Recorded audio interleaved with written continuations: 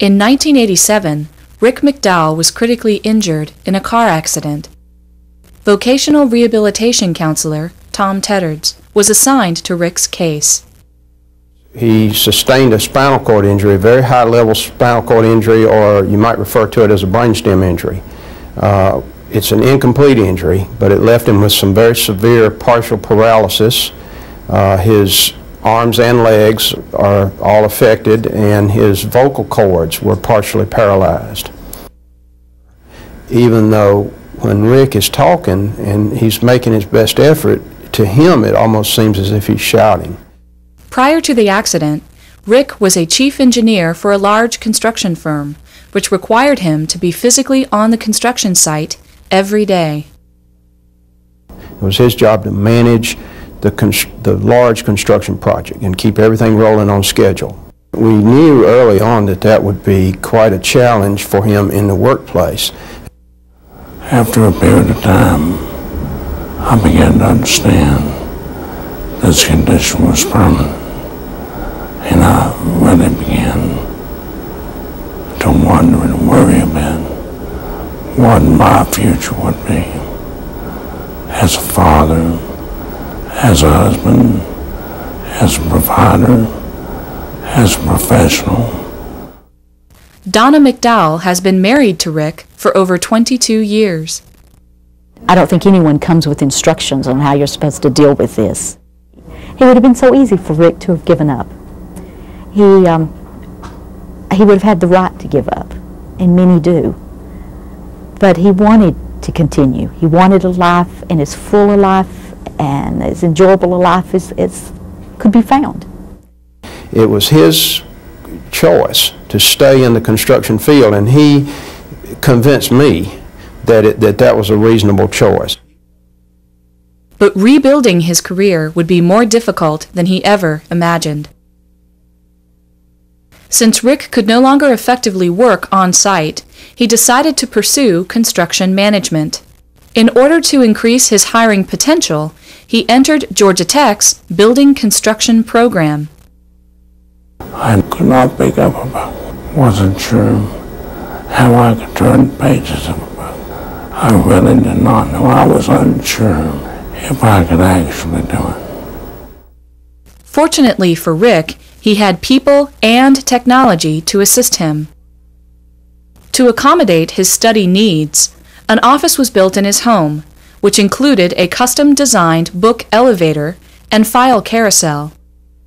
But more importantly, Rick needed to be able to turn pages. Not all technology fixes are high-tech or computer-related. In some cases, they're very low-tech.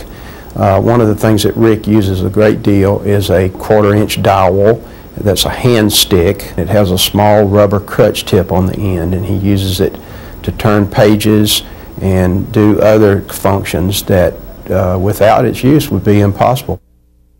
He used a system which is now kind of obsolete, but it was the big thing at the time, called a LaRope system, which is like a laser pointer, and he could point it at the computer screen and he could type that way. Having a van with a lift on it was another essential feature. That was actually done through money that was raised in the community. Going to school took a group effort. It took the whole family. The children, would assist him with his medication, keeping up with it, or drinks of water. But it was tough. There was many days that he would spend over there, totally by himself, wouldn't have a thing to drink because I couldn't be with him. I spent many nights without sleep, many 72 hours in this chair, awake, reading, working, studying. After several years of hard work, Rick graduated with a bachelor's degree in building construction. When Rick graduated, it was awesome. They had him come out, and when they called his name, and to get him up on the stage, they went through a lot of trouble because they had to have a lift, and it took minutes to do this, and get him up on the stage. And then the dean took like 2 or 3 minutes to make this little speech about you know, the impact he had had and the inspiration he was for others at the university, and come to find out he graduated with the highest honors of his class, and, you know, I was like, whoa, I didn't know this. And it was the beginning of a new phase of Rick's life. I had visions that old Rick will be working in a few months, and it didn't turn out to be that easy. When you get to the working world, the bottom line is, can you make a profit? Can you produce? Can you, perform? If it hadn't been for the wheelchair, he would have been out in the industry the next day. After many unsuccessful job leads, Rick applied for a project manager position with the Georgia State Office of Finance and Investment. He met with Deputy Director Walter Fairchild. When they told me that Rick was here, I went up to the front, as I always do, and was admittedly a bit surprised to see that Rick was in a wheelchair and was quadriplegic.